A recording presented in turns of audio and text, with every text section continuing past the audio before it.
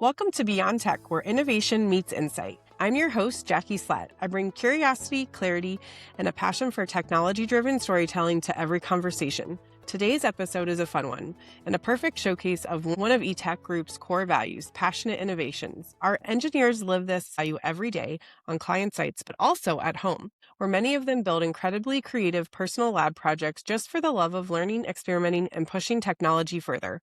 We've brought together a group of our talented engineers from across the company and across the country who have taken their skills into their garages, basements, and spare rooms, automating and controlling everything from commercial stoplights to in-room alarm systems and to mattress sleeping settings. So let's meet today's guests. I have Vinit Varu as an automation and validation engineer, Will Edens as a principal software developer, Aiden Waddell, a technician, Brian Kirstel, a senior electrical engineer, and Chris Schleich is our associate director of operations. In prepping for this episode, we already had a great conversation, and it was immediately clear how much passion each of you bring to your craft. The enthusiasm, creativity, and problem solving that drives your home lab builds is the same qualities that drive innovation for our clients. So I really can't wait to hear you guys share these stories. Chris, I'm going to let you kick us off. Can you share a bit about your home automation project? Yeah, when you guys kind of cooked up this podcast series, I jumped right on it, but I kind of have a given mental model of how I found myself in this career and what I think about it and some of the brilliant people we work with. And, I didn't choose engineering because of the money or anything like that. I was like, age 20, I liked playing with Legos when I was a kid, and apparently engineering was the Lego job, right? And so when we talk about these home labs, to me, I kind of think of a chicken and egg scenario. Did I start playing around with systems at home because I happened to fall into automation, or, vice versa? Automation, it was a good engineering discipline for things I enjoyed. And for me, and most of the other guys I got to know on this call, it was exactly that. So I guess I got selected for the panel or offered to be on it because since 2016, I do a custom Christmas light show on my house. So there's about 3,000 LEDs. They're individually programmed. So sometimes people think about this and they think about traditional houses they may have seen, and no, mine's more like a or a club or something, right? And I really enjoy that style. So it's a ton of custom programming. And as I've gotten to know these guys' stories, and then within the team I have here in Southern California, my best engineers are doing stuff on some weekdays and some weekends that relate to technology or systems building or modifying their cars just because it's how they tick. So that's why I'm super enthusiastic about being on the panel myself, but also getting to know some of our associates better. And there's a lot of humor in these projects too, if you really start to dig into them. So hopefully we find a few of those things. I've seen some of your Christmas lights display, and they are super fun, very cool. And I think it's become a lot of people's traditions, but at least one time before Christmas, my family and I will get in the car and drive around to see what cool lights we can find. So I feel like you probably have people driving by your house to do the same thing. Yeah, there's a lot. And then maybe the funny story about how I ended up where I was my wife and I we came to see we came to see a house on our street back in 2015. And for whatever reason, we didn't get it or didn't bid on it. But as we were driving onto the street, we saw an unlisted house that was on a corner lot. And here in SoCal, all our houses are super packed together. So when we saw this house, it was like no neighbors on three sides, an open park across the street. And it was like, didn't know about that house, but it was like, this is the one. And then as we were starting to close the deal for it, our agent said, "Hey, I don't know did you hear? Apparently this is one of this neighborhood's crazy Christmas light streets." And I'm not into decorating. I'm an engineer, right? It's not how my brain thinks. So I was almost like, oh no. First house on the block on the crazy Christmas light street. And then a year later, I put up Home Depot lights, but I walked my 2-year-olds around the block nightly in December, and just their faces lit up with, people's various lights and the things they put on their house, because they it is an all out neighborhood. And that kind of won me over that, I need to step in and kind of do it to these guys' level. But I'm an automation engineer. I'm not doing themes. I'm not doing candy canes. So that's how I landed where I was. I saw a YouTube video of someone who had down to the second sequencing on their entire house. And I was just like, that's it. That seems awesome. And then 2016 was the first year I did it. And so I estimate I spent 850 hours that year I pulled it off and it was successful, but I started in January. I had to learn controller stacks. I had to learn the protocols in this industry. I had to learn a bunch of open source software. And then the harder part for me, automation engineer, none of that was too bad. It took a lot of time. The harder part for me was the home install. How do I get all these lights where I can install them every year in a modular fashion without drilling a bunch of holes into my walls and, causing leaks and stuff. The handyman part was a little bit of the harder part for me. Whereas if you have your average Joe that tried to do this, the technology stack is typically very challenging for them to figure out. And I actually used a lot of my automation career principles. That's the only reason I was successful, actually, because I started with a little pilot, saw what I liked, didn't like, figured out the issues, had a few disasters where it's like, my original plan didn't work. So I either quit or I changed course. Is it like a PLC with individually addressed bulbs that you set up? Like, how'd you even do it? I guess we're going to geek out. First of all, for how niche and weird this hobby space is, it is possibly the most mature and powerful open source software and hardware I've seen. Like 20 years ago, if you were in this space, you'd be making custom PCBs and like writing your own drivers and stuff. And now you can download software that literally lets you paint on your house. But ultimately what it is, or how people do it most often, if you really want individual bulb control, is you have a long string of lights. You buy these light strings and they have a serial protocol on them. So when you will connect it to a controller that's essentially translating network commands from your sequence. And it tells it, I think it issues 0 to 255 for each, the red bulb, green bulb, blue bulb. And then that mix that it passes over serials defines what color it is, for that 25 milliseconds. And here is where I can take over the podcast and not leave any room for anyone. So maybe I'll slow down and see if there's any questions or if we want to get to the next person. I have a fun question. What song do you have to go with it? Well, that is a good question. I try to add a new song every year, actually into Christmas music. So it's more like this is when it's socially appropriate to put a dance club on your house the one time this year. Most people think of it as Christmas. I have a couple, what would the right word be? EDM tracks I really like. A couple of them are sort of Christmas themed. They're remixes, but heavy bass drums and stuff like that. What are some of the classics? Jingle Bell Rock, A White Christmas. I have a Snoop Dogg song on there briefly. It's more of a gag or a joke. A remix of George Michael in like EDM style. Like when I sequence, I get down to the bass drum and like hi-hat with stuff I do. It's overwhelming time-wise the more years have gone on. So I've kind of learned different programming styles, but that's what I like doing. And a lot of those details the public doesn't even notice, but that speaks to the passion of what we do, right? I did it because I know the details there. Sorry, go ahead. Like, how much time is it per song that you're having to invest? This is another funny question because like 100 hours or something ridiculous? I went off the rocker, but like the first ones I did in really high fidelity took me like 100 hours. But there's like perfectionist issues there and then some learning. Now I'm trying to stick to 10 to 20 hours I can, unless I really find a passion project I'm willing to dive into. But the software, I mean, it'd help if I showed it, but it really abstracts all that individual light detail. So it's like I can put a flash pink effect on these modules of my house, right? And if I want to do that on every bass drum, then I can copy paste that little pink effect, or maybe it's a rainbow swipe or whatever, right? Or because it's all modular, I can just lay down bigger effects on the whole house for longer durations. And that's what would make the sequencing take less time. But then I see like, some people send me videos on other people's houses and they're like, check this out. And when I see it, I'm like, yeah, none of it's masking the bass drum. None of it's custom. It just looks random to me. Anyway, I'll table it there.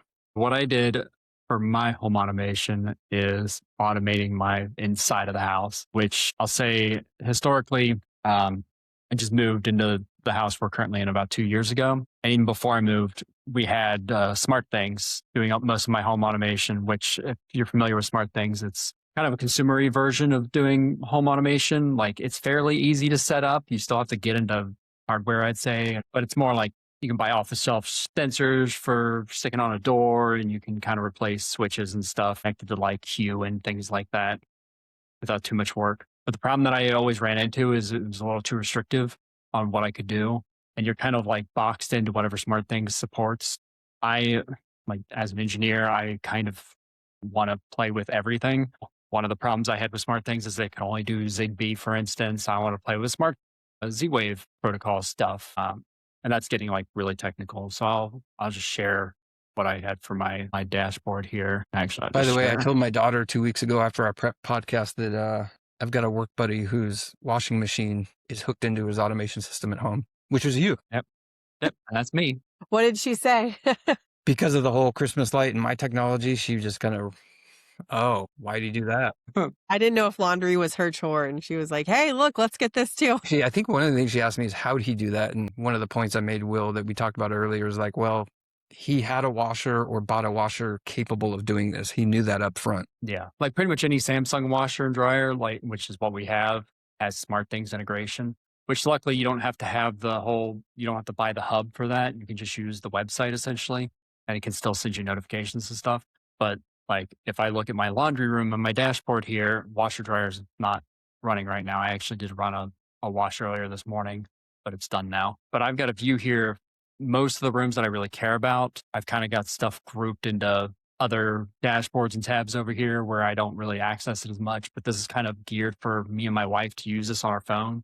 That's really like mobile optimized. Some of the things I can do here is like I can look at my garage and I can control the garage doors. I can see our cars in the garage and see the garage doors are actually closed or open. Because one of the problems we had was I would drive away and you always question, did I remember to close the garage door? And 99% of the time I did.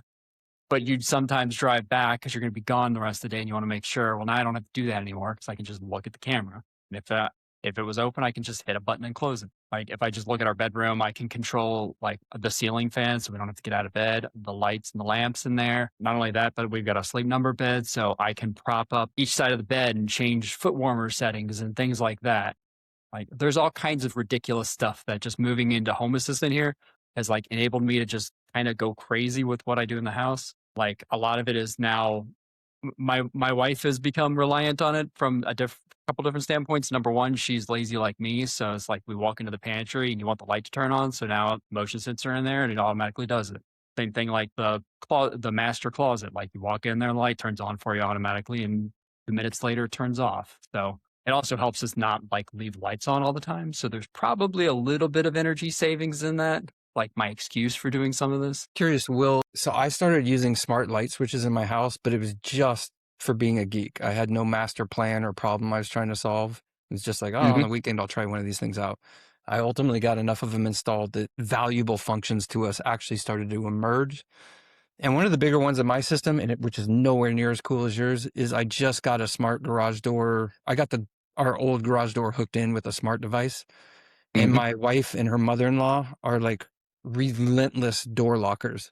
I can step outside to get to the mail, bing, door's locked. And so that smart garage is actually super helpful for me. I just did it a few months ago because I'm never locked out now because I always have my phone with me. With that said, like, were there any emerging or is there any home run things here that, like you said, you guys are just totally dependent on or maybe caught you by surprise how useful it was? It's hard for me to say how reliant I am on it just because of how used to it I am. And like from a reliability standpoint, yeah, I will say like we've had power outages and actually the battery backup that's connected to my server, literally the batteries just died a couple days ago. So now the power turned off on it and I was like, oh, like lights aren't turning on all of a sudden. Like the light switches still work, but it's the lazy stuff kind of doesn't work.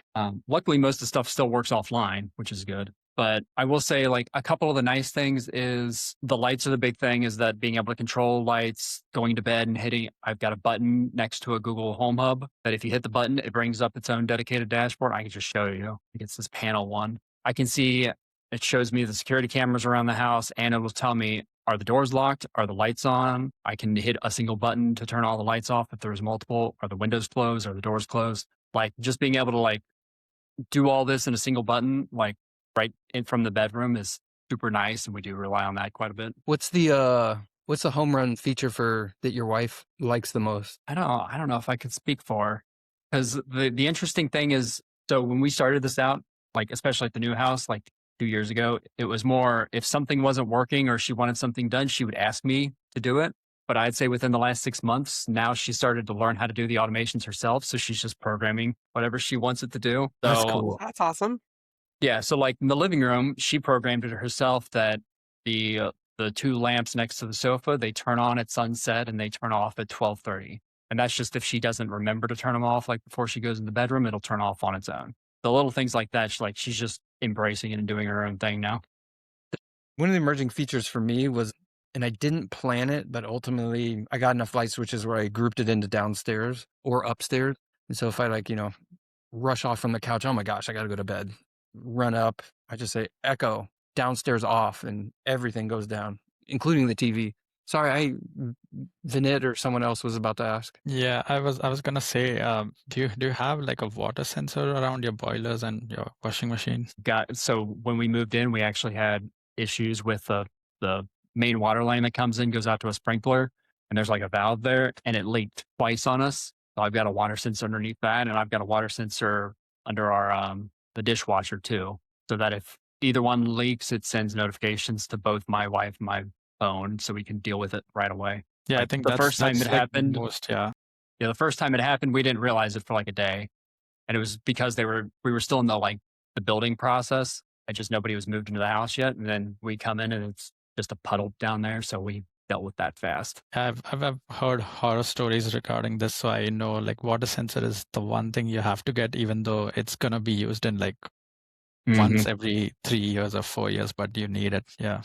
Yeah. And so that's a good example of something that I rely on, but it's so invisible now because I set it up like a year and a half ago that like I forget it's even there.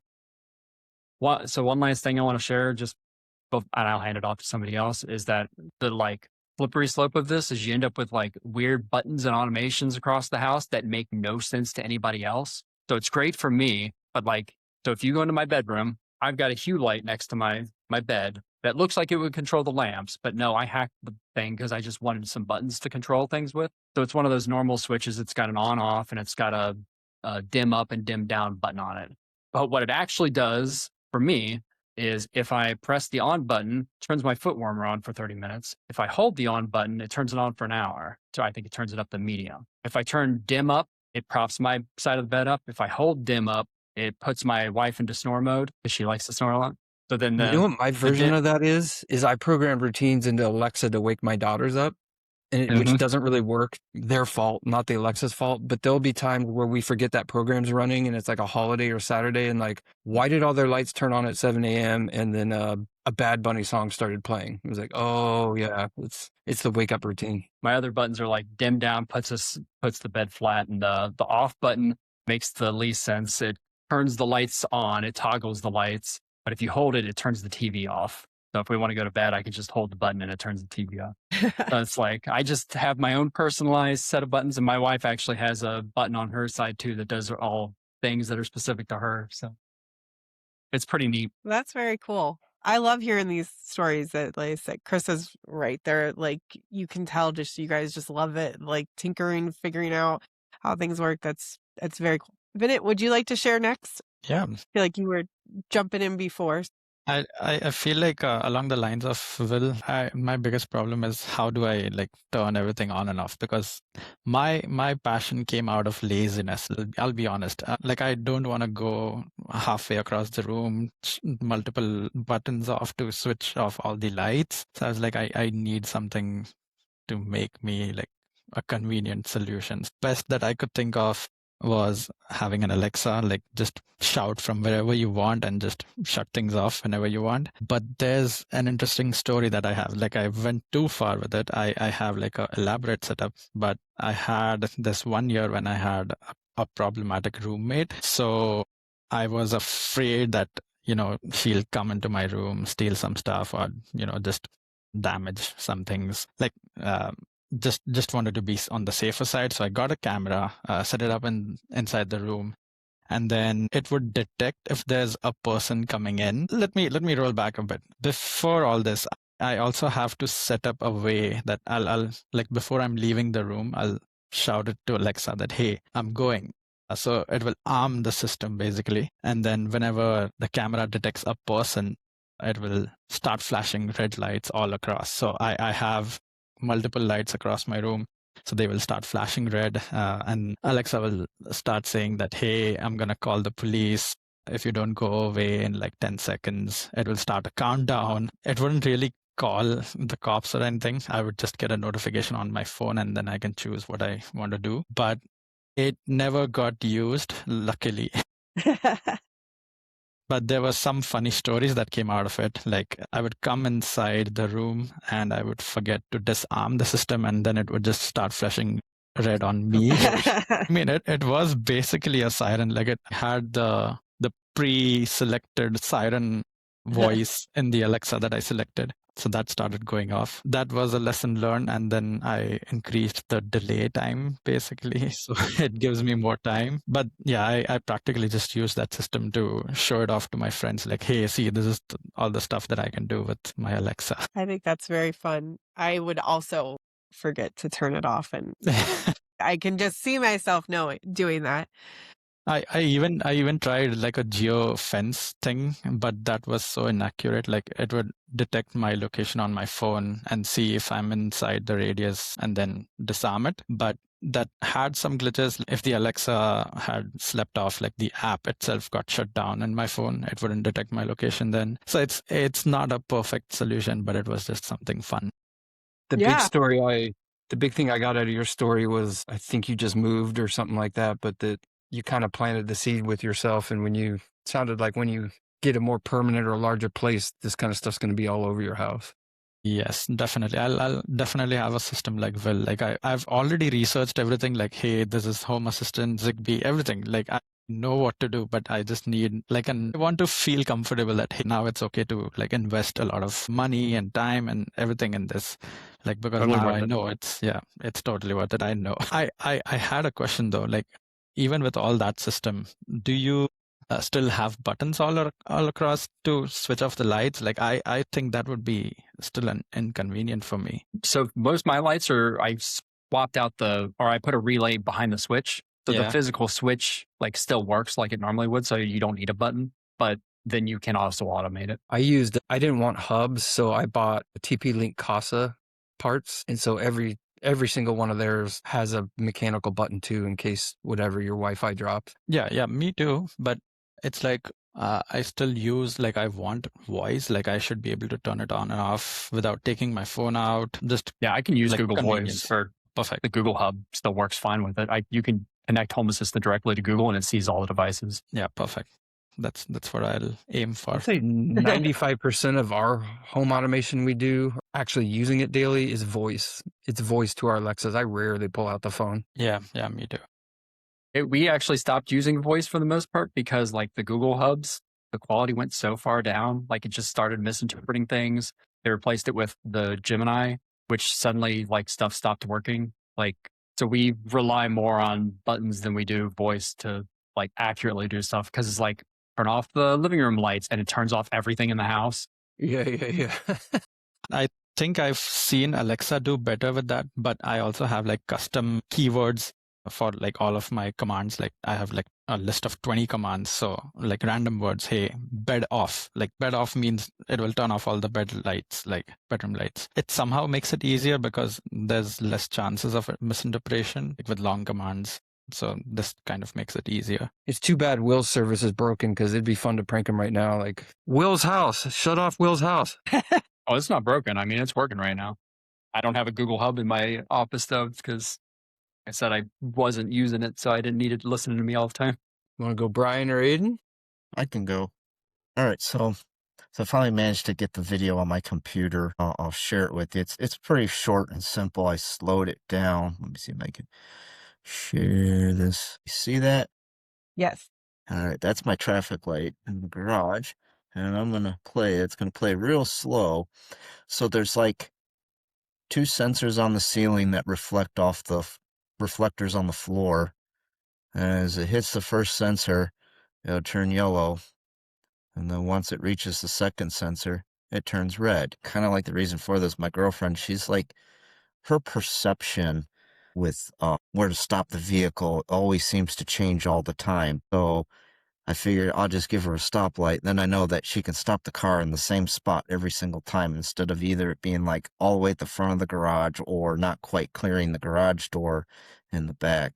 She can just, something tells her right where to stop. And plus, that's always neat when friends come over, because they're always like, wow, that's cool, and especially if I bring someone over and we drive in the garage, it's like, yeah, there's the traffic light right there to tell you to stop. The best part of your story is when we were like getting to know you. most of us, like when we hear, oh, there's a stoplight in your garage, we're like, oh yeah, there's probably some cheap LEDs you got off Amazon or something. And you're like, no, it's a traffic light. Yeah, It's a literal traffic light. yeah, And I've wanted that since I was young. yeah, because like if you But it's like 120-watt bulbs in it, but like share it again, like right to the right of it, that's a 6-foot step ladder right there. Oh my yeah, gosh. So yeah, it stands about 4 feet tall. So yeah, they're a little bigger than they look up on the traffic poles. Plus you actually got someone in a bucket truck up there changing the bulb in it. You don't quite realize the scale of how big the thing is. did you have to use like cement anchors to get that on the wall, or what's hanging It's there? not very heavy. It's all plastic. It is? Yeah, the whole thing is plastic. That's It looks So like a it tank. probably weighs about 20 pounds maybe, but yeah, it's not that heavy. It's just got, I think, 1.5 inch pipe that holds it to the wall. And yeah, that's it. It's just some pipe fittings. I probably spent more on the pipe fittings than I did on the traffic light altogether. So, but What yeah, happens it if was. a light goes out? Can you change it? Yeah, you can. It just takes a standard light bulb. Really? Yeah, just 60-watt light bulb. Except these are really bright. They're like 120 watts or something like that. So, but no, it's just the same incandescent light bulb base that any other light bulb takes. I could screw an LED light bulb in there and it would work just fine. What switches your lights? Obviously, a sensor reads how close the car is, but then did you implement your own board, or are there products that? I have 2 inexpensive relays in there, and each of the sensors will energize these relays, and then there's a certain relay logic that goes in there that energizes which light needs to come on. So it's pretty simple. It's like probably $50 in automation equipment. Two It's sensors and 2 it's relays. simple for automation engineers. Yes. Imagine you were a lawyer and wanting to do that and trying to do it homebrew. You might I not even will know what a say relay is, right? my Yeah. Right. when I was growing up, my dad had a string with a tennis ball on it, and when the car hit the tennis ball, that's how we knew to stop. So Yeah, I've seen this that is too. a different version of this solving the same problem, but It he is. was It's a not an little. automation It's engineer. yeah. This is an automation engineer's way of doing the tennis ball. Yeah, So yes. I think it's super cool. I love it. I think that's great. I When think you it's funny open the garage picturing your door, girlfriend too, driving, and then all of a sudden the lights start kicking on. Like, okay, I get it. I'm Yeah. close. Yeah. So, I but was gonna say, when you open the garage door, does it turn on to green? it Like, is does that actually. okay? Yeah, it comes on when the light bulb comes on the garage door opener. That's when the traffic light comes on. And then, like, say, after you park, you know how the garage door light, turns off after, a couple minutes. Yeah, it turns off the traffic light too. So it's actually powered by the garage door opener, the actual That's power clever. source. Yeah. Very So, cool. yeah, I mean, one of my other future projects I have right now is I'm working on my model railroad right now. And of course, a model railroad is like an electrical engineer's hobby because you can automate the thing up and down as complex as you want to make it. There was even a friend of mine found a video online and it showed the world's largest model railroad. It's actually in Hamburg, Germany. It has not only trains, it has a full-scale airport with planes that take off from it. And it also has a neat little funny joke to it too. It even has a Millennium Falcon in there that takes off from spaceport. Oh, are you talking about Miniature Wonderland or something? Yeah, I think Yeah, that's yeah, probably what it's called. Yeah. yeah.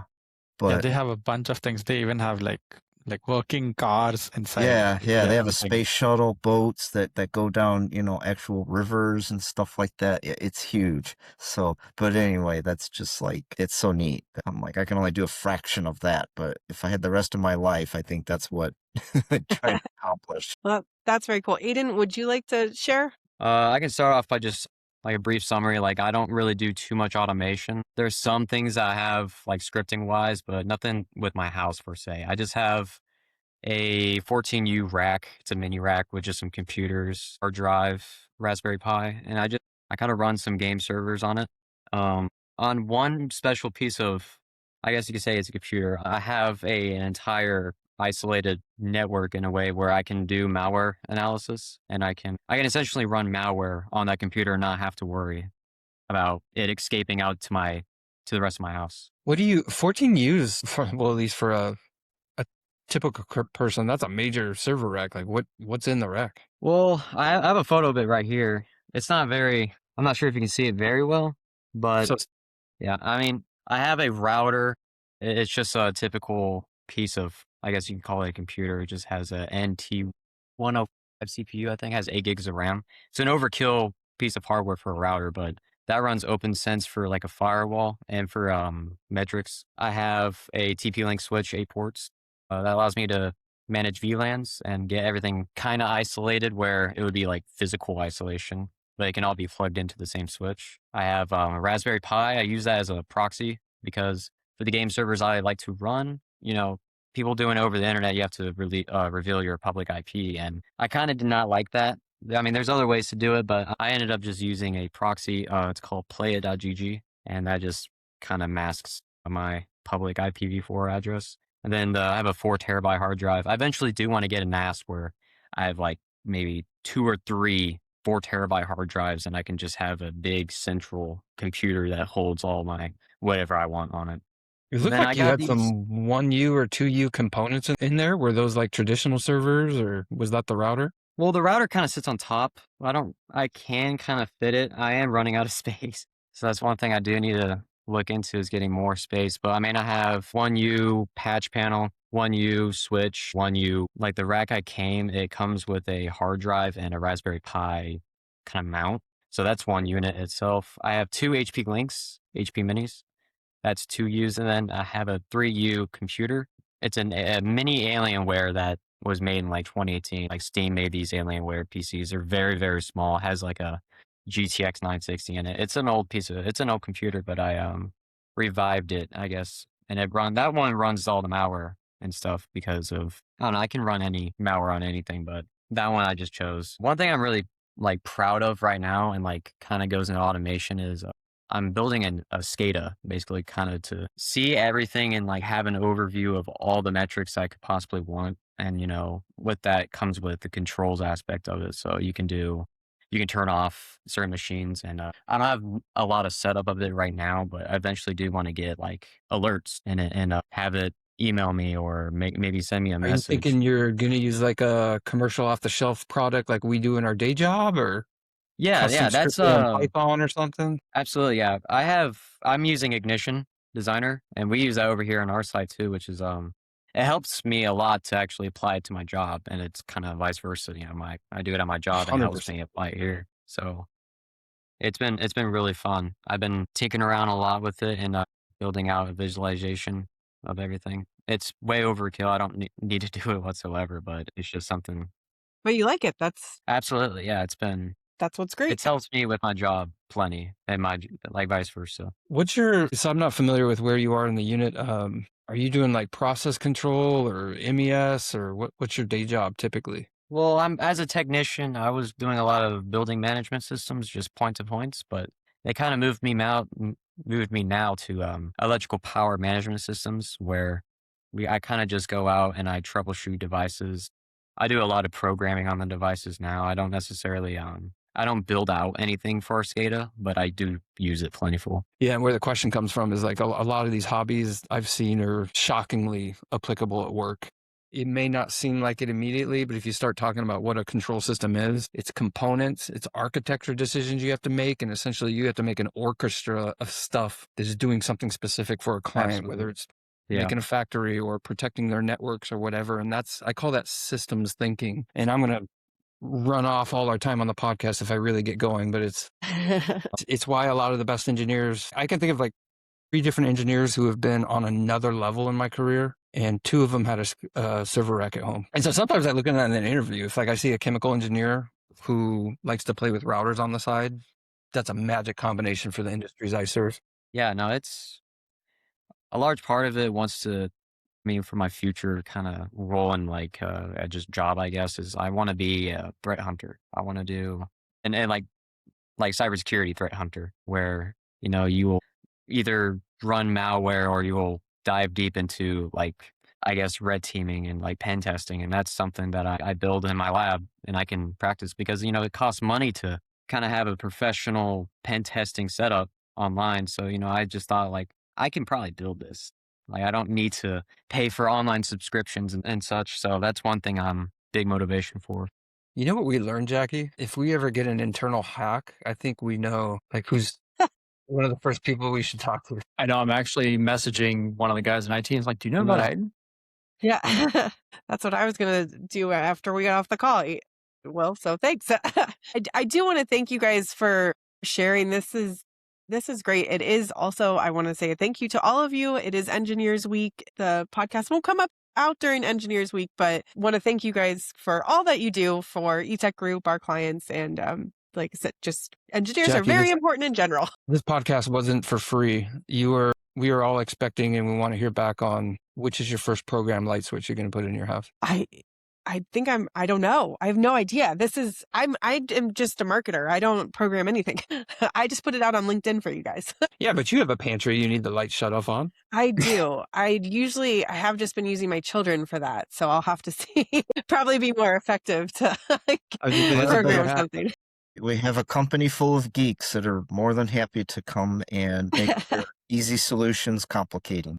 That Yeah, thanks for pulling us together, Jackie. We got a large company, and some of us might not meet otherwise. So this has been awesome to meet these guys. Yeah, I have enjoyed hearing all your stories, and like I said, if you enjoyed this, tell other people about it. Maybe we'll have another episode too. So anyway, I will let you guys get back to it. But thank you so much, and I hopefully will talk to you all again soon. Yeah, thank you. All right, sounds good. Thanks, Jackie. Have a good day.